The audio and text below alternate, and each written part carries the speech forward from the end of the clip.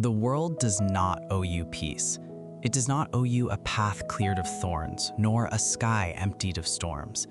To expect a life without hardship is not merely a fantasy, it is a profound misunderstanding of the human design. We are not glass ornaments to be kept in a velvet box. We are organisms designed for resistance. Seneca, the great statesman and philosopher, once observed a man who had never known misfortune. He did not envy him. Instead, he pitied him. He wrote, "I judge you unfortunate because you have never lived through misfortune. You have passed through life without an opponent. No one can ever know what you are capable of, not even you." Consider the logic of the forge. Iron is not hardened by the cool breeze or the gentle stream. It is hardened by the screaming heat of the furnace and the rhythmic, violent strike of the hammer. Without the fire, it is brittle. Without the strike, it is formless. You are the iron. Hardship is the hammer.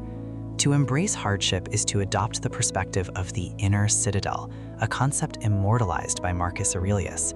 This is the fortress of the mind, a place where the external world cannot reach unless you granted entry. The Roman emperor sat at the pinnacle of the known world, besieged by plague, betrayal, and relentless war. Yet he reminded himself, the impediment to action advances action. What stands in the way becomes the way. This is the alchemy of Stoicism. It is the ability to take the very thing that seeks to destroy your spirit and use it as the fuel for your growth. When a fire is small, a gust of wind extinguishes it. But when a fire is a roaring blaze, that same wind only makes it grow. Your goal is not to hide from the wind. Your goal is to become the blaze.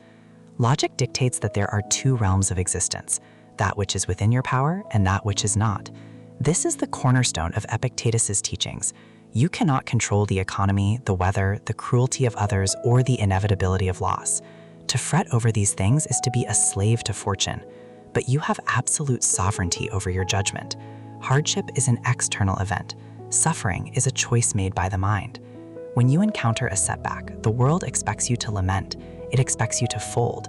Instead, you must look at the obstacle and ask, what virtue does this require of me?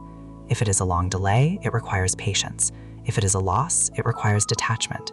If it is a physical trial, it requires endurance. In this way, every problem is actually an exercise. You are a mental athlete and the world is your gymnasium. The inner citadel is built brick by brick through these daily choices. It is not constructed in times of ease. It is built when you are tired, but you continue. It is built when you are afraid, but you act with justice. It is built when you are insulted, but you remain silent.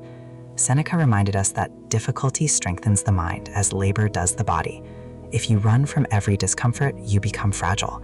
And in an indifferent universe, fragility is a death sentence. To be resilient is to be logical. It is to recognize that since hardship is inevitable, the only rational response is to use it. Do not pray for a lighter load. That is the plea of a child.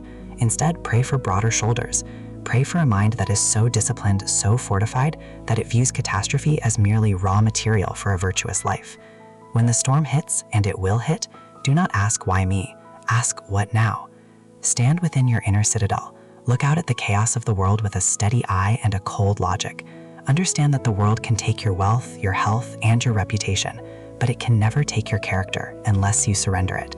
Embrace the hardship, not because you are a masochist, but because you are a seeker of excellence. You are the fire. Let the world bring the wood. Let it bring the wind. You will only burn brighter. You will only grow stronger. This is the way of the Stoic. This is the path to an unshakable soul.